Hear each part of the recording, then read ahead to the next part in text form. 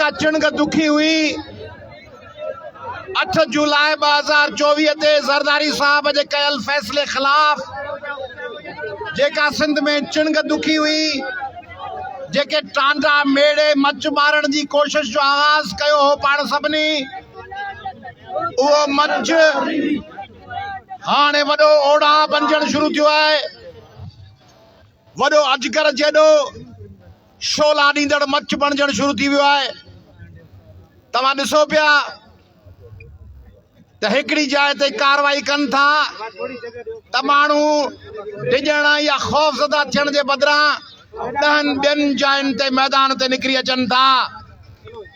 सिंधी सुता पिया निंड में मज़े सां, सिंधी मज़े सां चादर विझी निंड अगूर में पिया। तव्हां खे खुटीअ खयो जो अची सिंधियुनि खे धूंधाड़ियो, अची उन्हनि जे मथां चादर हटायो,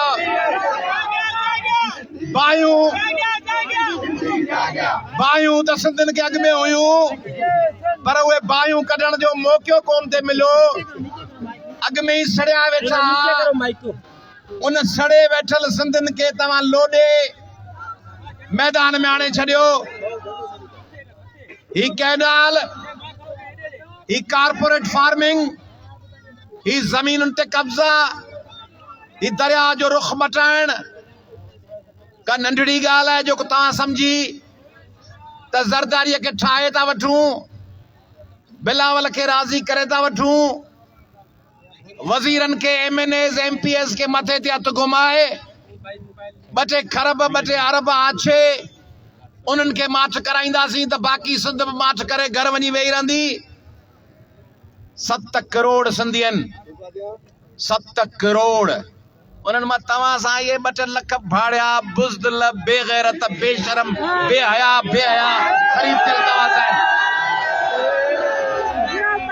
बाक़ी 6 करोड़ 96-97 लख सिंधी पंहिंजे वतन सां जुड़ियल आहिनि। ऐं हिन प्लेटफॉर्म तां, हिन मलीर जे, हिन हाईवे जे, हिन काठोड़ वारे पुल वारे गस वारे धरणे जे स्टेज तां, हिन धरणे में वेठल तव्हां समूरनि क़ौमी कारकुननि, वकीलनि, सहाफ़िन, सिविल सोसाइटी अॻुवाणनि ऐं आम माण्हुनि खे शाबाश थो ॾियां ऐं सलाम थो पेश कयां। तव्हां ते हमला थींदा, तव्हांजा टेंट फटींदा, तव्हांखे लठियूं हणंदा, तव्हां जूं कमीसूं फाड़ींदा, तव्हां ते तशदुद कंदा। भला क़ौम जे लाइ जेकॾहिं कमीस फाटी, क़ौम जे लाइ 2 लठियूं खाधियूंसीं, क़ौम जे लाइ 2 रहड़ूं आयूं, क़ौम लाइ थोरो पघर लॻो, थोरी लुक लॻी, थोरो बुखार थियो, थोरी तकलीफ़ थी, छा थी पियो? बिल्कुलु विढ़ंदासीं।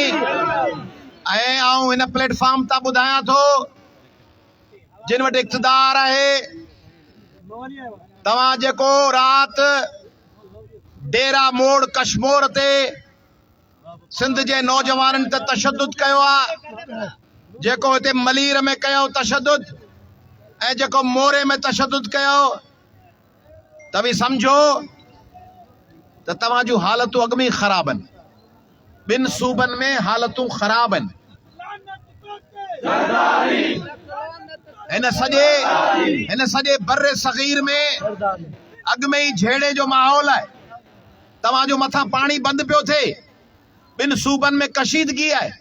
उन में इहे जेके सिंधी आहिनि, 7 करोड़ सिंधी, जेके समुंड ऐं पाकिस्तान जे 2 सूबनि जे विच में हिकिड़ी लाइफ लाइन आहिनि। हिकिड़े पासे समुंड आहे सिंधियुनि जो, ॿिए पासे ॿिया सूबा आहिनि, उन्हनि जे विच में 700-800 किलोमीटर डिघी लाइफ लाइन आहे। उन लाइफ लाइन जे ॿिन्ही तरफ़ 7 करोड़ सिंधी वेठल आहिनि। उन्हनि सिंधियुनि खे तंग न कयो। तंग आमद ब जंग आमद, तंग कंदो त जंग थींदी। सिंधी पुरअमन आहिनि। तव्हीं ॾिसो, 8 ॾाहो ॾींहं आहे, टैंकर बीठा आहिनि, बसूं बीठियूं आहिनि, लोडिंग्स बीठियूं आहिनि, ट्रकूं बीठियूं आहिनि, कि हिकिड़ी ट्रक ऐं बस खे नुक़सान कोन पहुतो आहे। ड्राइवरनि खे सिंधी चांहियूं पिया पियारीनि, मानियूं पिया खाराइनि, छाकाणि त ही को फुर कंदड़ ॿिए जी मिल्कियत में अखि विझंदड़ क़ौम कान्हे। ही क़ौम टोपी निराड़ ते करे ॿियनि जो माल खाईंदड़ क़ौम कान्हे। हीअ क़ौम चए थी त तव्हांजो माल तव्हां वटि, तव्हांजी मिल्कियत तव्हां वटि, तव्हांजा वसीला तव्हां वटि, अलाह करे आबाद हुजो, रुगो असांजे वसीलनि, असांजे पाणीअ, असांजे ज़मीनुनि में अखि न विझो। ही पुरअमन बकाए बाइमी वारी क़ौम आहे, पीसफुल को एग्ज़िस्टेंस। तव्हांजी शइ तव्हां वटि, असांजी असां वटि।